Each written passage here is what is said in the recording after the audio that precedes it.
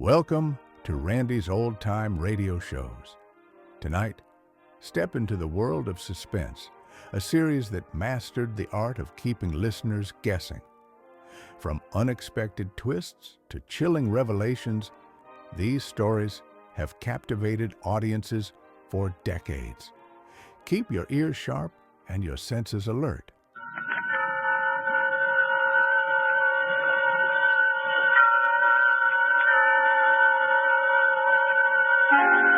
Suspense.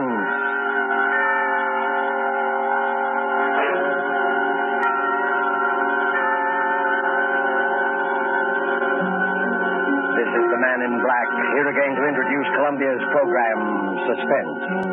With us again as star is Mr. Orson Welles, in the third of four successive appearances for the Suspense audience.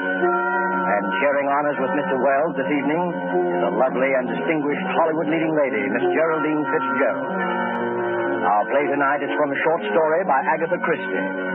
And so with Philomel Cottage, and with the performances of Geraldine Fitzgerald as Alex Martin, and of Orson Welles as her devoted husband, Gerald. We again hope to keep you in suspense.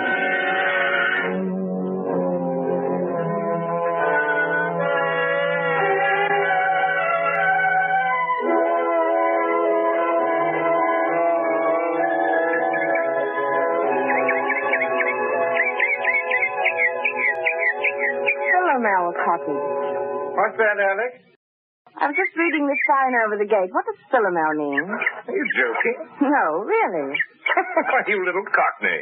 Been here for 3 weeks and you still don't know. Philomel is another name for the bird that's supposed to sing only for lovers. You've been hearing it every twilight. Oh, nightingale. Of course. That sign, Philomel Cottage, is the main reason I wanted this place for us.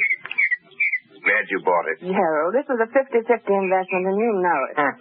50-50, £1,000 from me and $2 from you. What else could we do? You couldn't touch any more of your capital at the time, and... Well, when you find a country cottage that combines old world charm with new world plumbing, you want to grab it. And we did have to have the place, didn't we? Yes, we did. I've often wondered if you went a bit lonely. Lonely? With you? I mean, well, after living the city all your life, pretty much to ourselves, you know. 2 miles from the nearest neighbor. And the nearest eavesdropper, you mean? What an utterly hopeless romantic I met. Well, you can't get out of it now. No. Oh, Gerald, you know what day today is? Today it's the 13th. It's our anniversary, darling. We've known each other exactly a month. No, exactly 30 days. Oh, Gerald, really now? No, really. What is it, dear? Do you have the pain again? No. Just a little indigestion, I think. There. Do you want me to get you your pill? No. Well, dear, it's 11:25. Better get on to the village. Now to get that camera equipment. And the human timetable walks through the garden gate. My dear, there's nothing wrong with system, even on a honeymoon. Sooner I go, sooner I get back. Oh, come on, Gerald. Forget your old photography. Why don't you stay and do some gardening? It'd be good for you. Better for old George. He gets paid for it. He's not due again till Saturday. The place will go to rack and ruin. Over my dead body. Goodbye, dear. Don't walk too fast, dear. Remember the last time. Be careful, darling.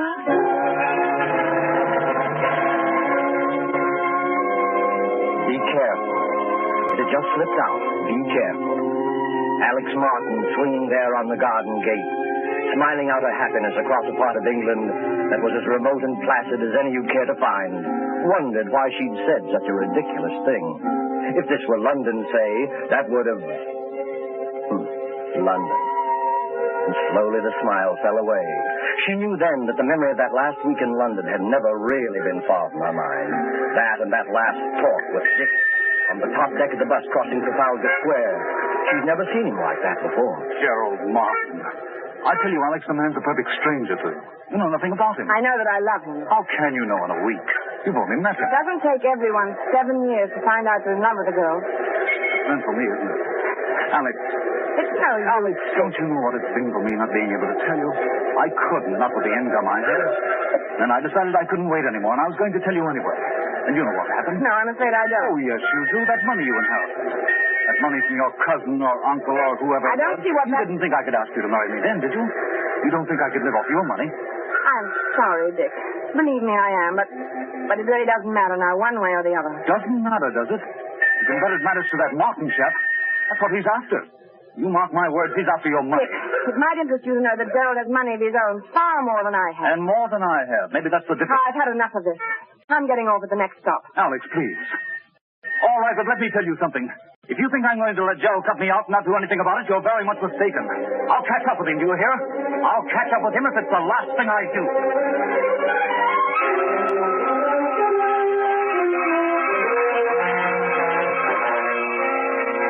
I'll catch up with him if it's the last thing I do. To Alex, that threat of just 1 month ago was merely a heat-of-the-moment outburst of hurt pride. And yet, as she leaned on the gate of Philomel Cottage, it kept echoing in her mind. What swept it away, what brought her back to the rustic, idyllic happiness of her life with Gerald Martin, was the ring of the telephone inside the cottage. Who could be calling? Gerald. Gerald had hardly had time to get beyond the turn in the road. Except if something had happened to him. If he'd had another attack. Maybe one of the villagers was trying to call to say that he... Well, she hurried then, and her hand shook a trifle. Hello? Alex, this is Dick. What? Who did you say? Dick? Why, Alex, what's the matter with your voice? I would have known it. It's Dick Wonderford. Oh, well, where are you? The Traveler's Arms. That is the right name, isn't it? Or aren't you acquainted with your village pub? Do you mean you're here? Yes, I'm on a holiday doing a bit of fishing. Any objection to my looking up you two good people this afternoon? Oh, no. No, you mustn't. Why, Alex, I beg your pardon. Of course, I won't bother you if you'd rather I did. I'm sorry, Dick. I only meant to be away this afternoon. Won't you come this evening? Thanks very much, but I'll probably be away by then. Depends upon whether a pal of mine turns up or not. Goodbye, Alex. Goodbye, Dick, and I hope that... Best of luck.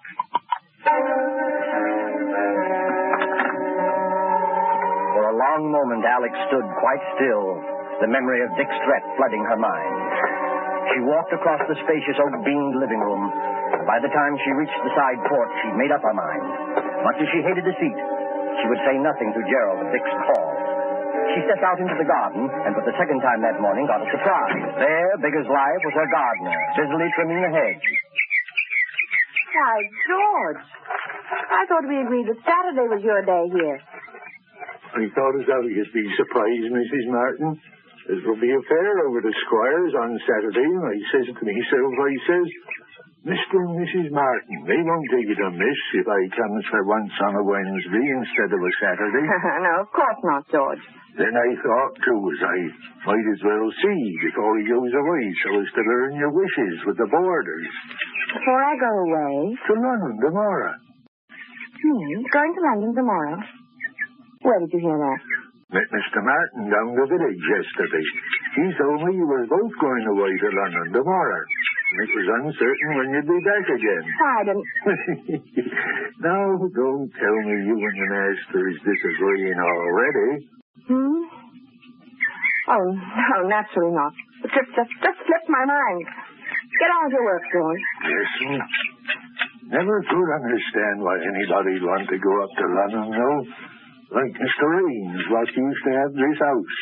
He went up there. I shall remind you. Yes. And after fixing up this place like he did, with taps all over everywhere, why, you're going to take a loss, I says to him when I sees the place up for sale. Ain't everyone as will have your fed for washing themselves in every room in this house in a manner of speaking. But George, he says to me, I'll get every penny of £2,000 for this house. And sure enough, he did. He got 3,000. 2,000. Some he was asking was talked of at the time. Very high figure it was thought to be. No, George. You see, I gave 2 and... well, it really was 3,000. Yeah, you don't tell me that Mr. Ames had the face to stand up to say 3,000, brazen like in a loud voice. He didn't say it to me. He said it to my husband.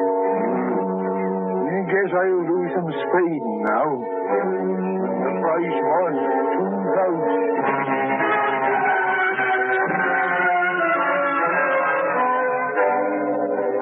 As Alex strolled on across the garden, she was conscious of a thin, vague thought struggling to make itself heard. Then, abruptly, it was gone. Her eye had fallen upon a small, dark green object lying in the furrow beside one of the flower beds. Gerald's diary. Her husband's pocket diary. She picked it up and opened it, scanning the entries with some amusement, once again reminded of Gerald's enslavement to time and system. It was the entry on page 21 that brought the smile to her face. April 14th. Marry Alex to St. Peter's Church, 2:30. And it was the entry on page 30 that took that smile away. She stared, puzzled, at the date on the page, Wednesday, May 13th. Why, that's today. Only one thing was written there, in red pencil. 6 p.m. What was to happen at 6 p.m.? As she stood there, that small, vague thought struggled to be heard once more. It was something Dick Winterfeld had said. Not the threat, not that wild, silly promise of vengeance, but something else. And then it came. Stranger to you. You know nothing about him. Nothing about him. It was true. What did she know about him? After all, he... Gerald, my husband.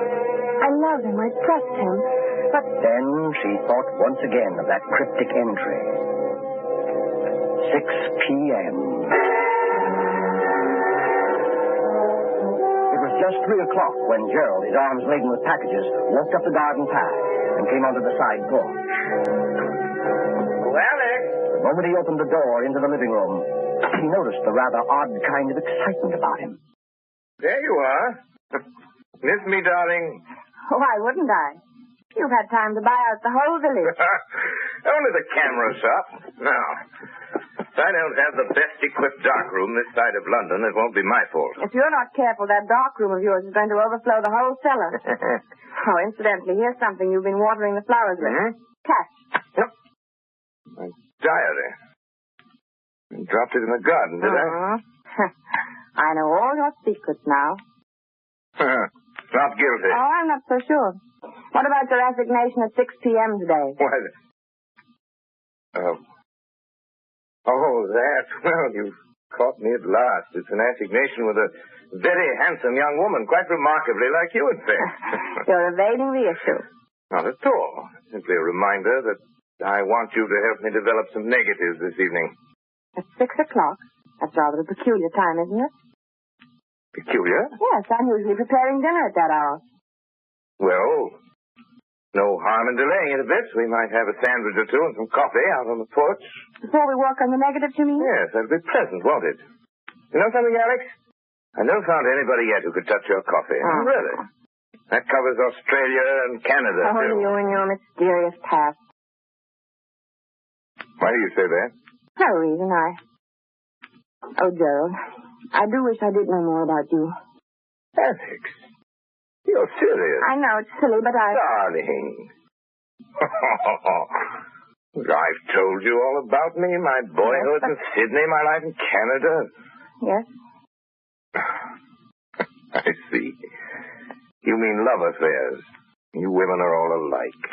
Well, but there must have been. There must have been other women. I mean, if only I... Do you think it wise, Alex, this Bluebeard chamber business? Let's put your mind on such a subject anyway. Never mentioned it before. I don't know, Gerald. I've been rather upset all day. I imagine I can thank old George for that. The gardener, you mean? He had some ridiculous idea we were going away to London. He said you told him. Where did you see him? He came to work today instead of Saturday. You fool! Why, Gerald. I can get this collar off. Oh, Gerald, lie down. Look, lie down here. Here's some water. Here, darling. I'm all right. Sorry. Oh, I'm sorry, darling, getting you all upset. That's because the stupid old gardener. I made some weak joke to him about go off to London in the morning. He must have taken it seriously, else he didn't hear properly. You straightened him out, I suppose. Hardly. You know what a gossip he is. I didn't want the whole village to think my husband was leaving me in the dark about his plans. Are you all right now? You told him we were going then. Naturally. Yes, of course.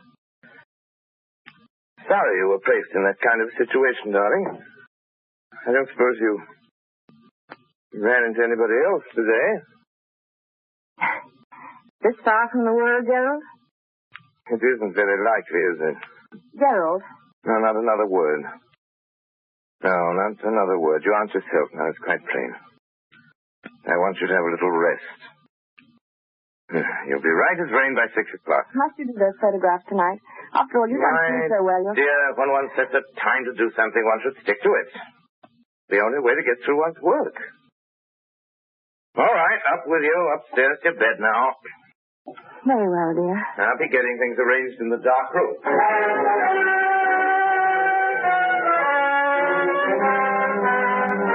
But for Alex, rest was more like a nightmare. Upstairs in her room, she told herself that there was no basis whatever for her state of mind. Still, the turmoil, the doubt, the odd, unaccountable sense of dread persisted and grew until... Softly, she opened her door, stepped out in the upstairs hallway. Quite clearly, she knew what she must do. Knew she must find some testimony to her husband's past, something to reassure her, something to kill that agonizing dread mounting within her. And strangely, she remembered that single locked drawer in Gerald's bureau. She tiptoed to the door at the head of the stairs, opened it, and entered her husband's room. Yes, the key. If only she could find the key that locked the drawer. But there was none in sight. She moved to the wardrobe, went through his coat pockets, and then there at her feet, there on the floor, she saw it. Swiftly, she stepped to the bureau, inserted the key, and it worked.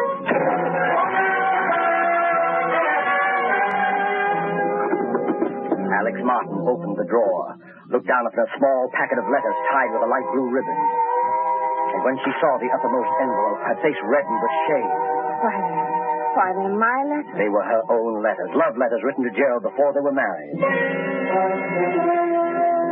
And there was nothing else in the drawer save a roll of ancient faded newspaper clippings. Alex sighed with relief as she glanced at the top clipping. It was from an American paper, and it featured the trial of one Charles Lemaitre. Charles Lemaitre. A notorious swindler and bigamist. A skeleton had been found beneath the floor of his house, and most of the women he'd married had never been heard of again. Another of the clippings described Lemaitre's behavior in court, his interest in the cameras of the news photographers, his sensational escape from prison. Another displayed his picture, a long, bearded, scholarly-looking fellow. It reminded her of someone. But who? She couldn't tell. She glanced at the caption beneath the picture. Modern Bluebeard. Modern Bluebeard. Yes, that's what she read. Her eyes went back to the picture, and in a flash they saw the resemblance. She ran through the other clippings. Dates had been found in the man's pocket diary, dates it was contended when he had done away with his victims. He was an amateur photographer. He was from Sydney, from Canada. He was subject to heart attack. He was... Gerald.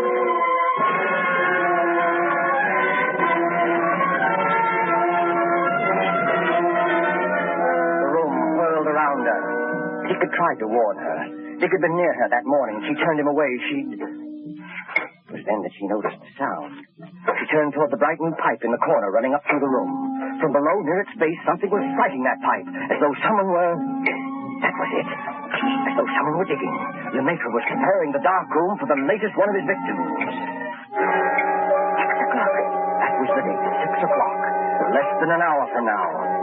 Suddenly, all the jigsaw pieces shot into place. The money paid for the house, her money only. The bond she'd entrusted for his keeping. And suddenly she heard no sound. The digging had stopped. She must have escaped from his house at once before he came up. The clipping, right back in the door. Don't lock it, don't follow it, just get away. She rushed to the door, out to the hall, and stopped throat.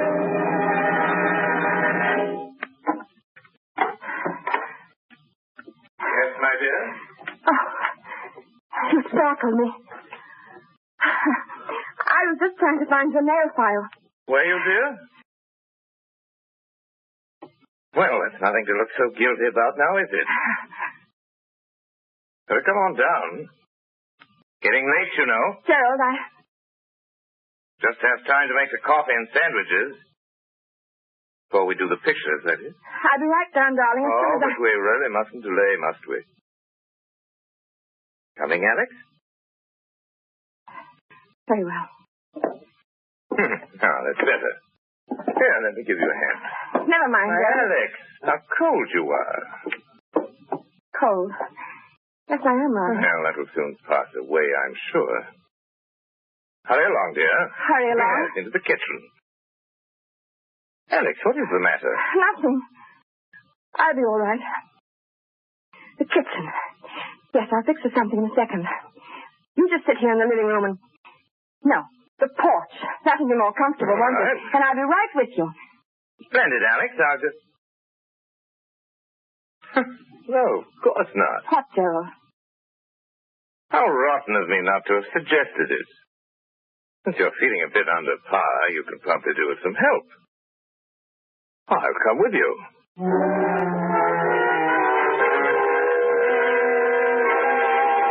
He knew then that some way, somehow, she must get word to Dick Winterford. The fact that he might be gone by now, the memory of him telling her so, she resolutely put out of her mind. There must be no more panic. She must be in utter control of herself. Alex, carrying the coffee out to the porch, glanced at the clock upon the mantel. 10 minutes till 6. Her very life hung by those next 10 minutes, by her ability to think coolly and swiftly, because standing beside her was a man as determined as he was insane. A pity you're so abstracted, my dear. What? Why do you say that? Well, because you're missing the loveliest sight you're ever likely to see again. Look out beyond the garden. First soft shades of twilight. Twilight. Over Philomel Cottage.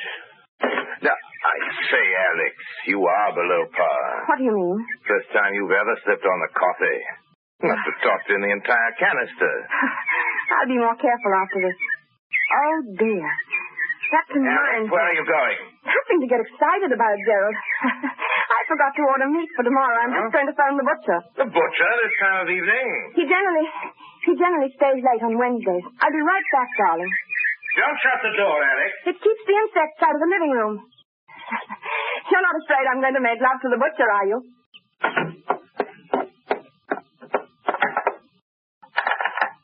Operator, get me the traveler's arms, please.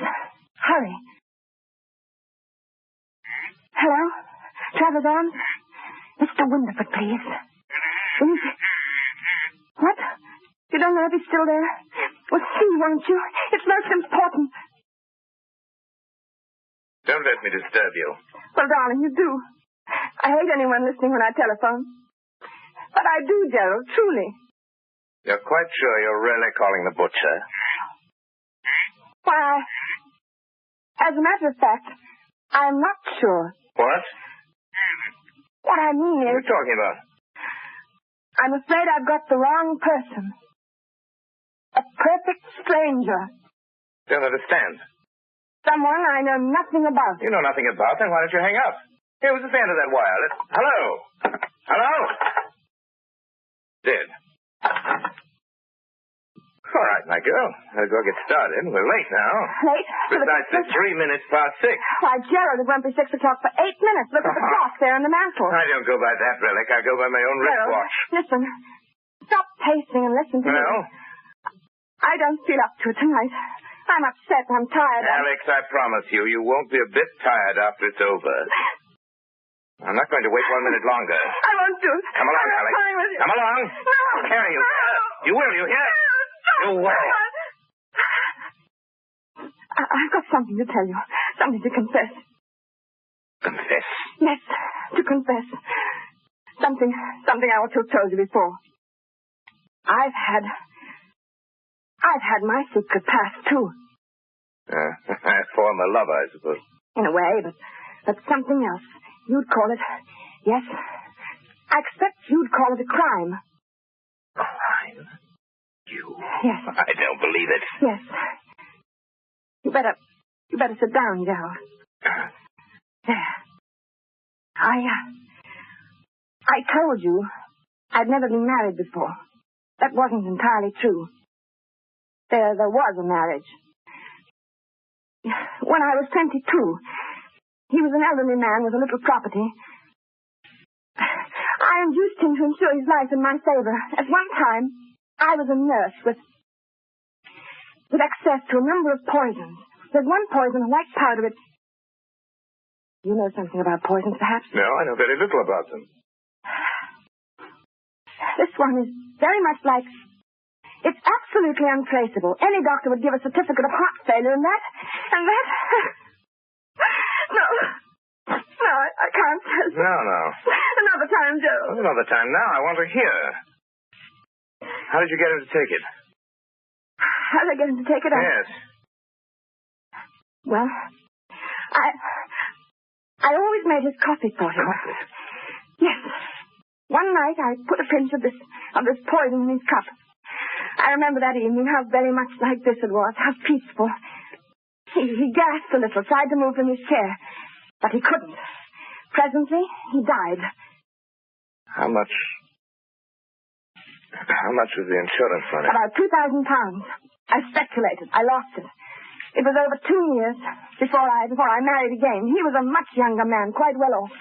There was a will in my favor. He liked me to make his coffee, too, just as my first husband had done.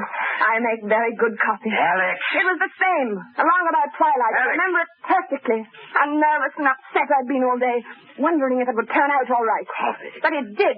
It was the same as the other. He just sat there in his chair and he died.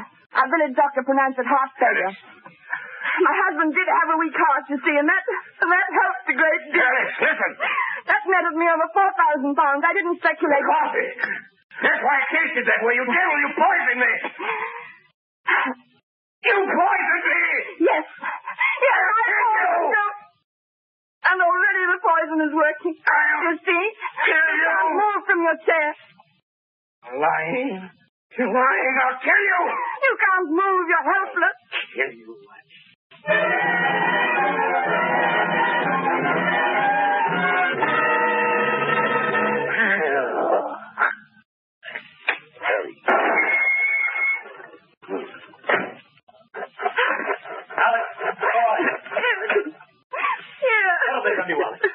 Constable, what's the thing happening in that room? I said... You can't. You did hear me. Oh, you silly girl. You went to the trouble to call me up and talk about someone you knew nothing about. I definitely knew nothing about.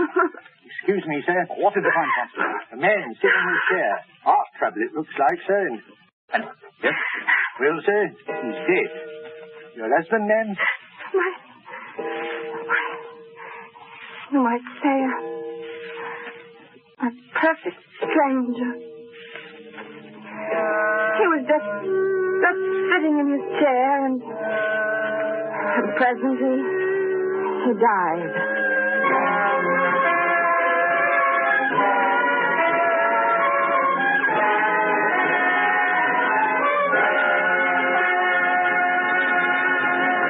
And so closes Philomel Cottage, Agatha Christie's story of love from a stranger, starring Geraldine Fitzgerald and Orson Welles.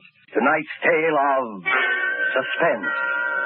This is your narrator, the Man in Black, who conveys to you Columbia's invitation to spend this half hour in suspense with us on October 19th, 1 week from Tuesday, when Orson Welles will again be our star.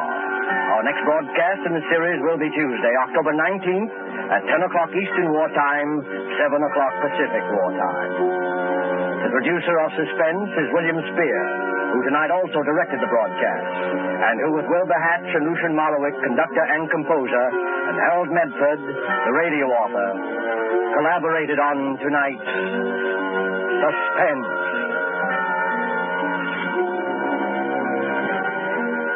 This is CBS, the Columbia Broadcasting System.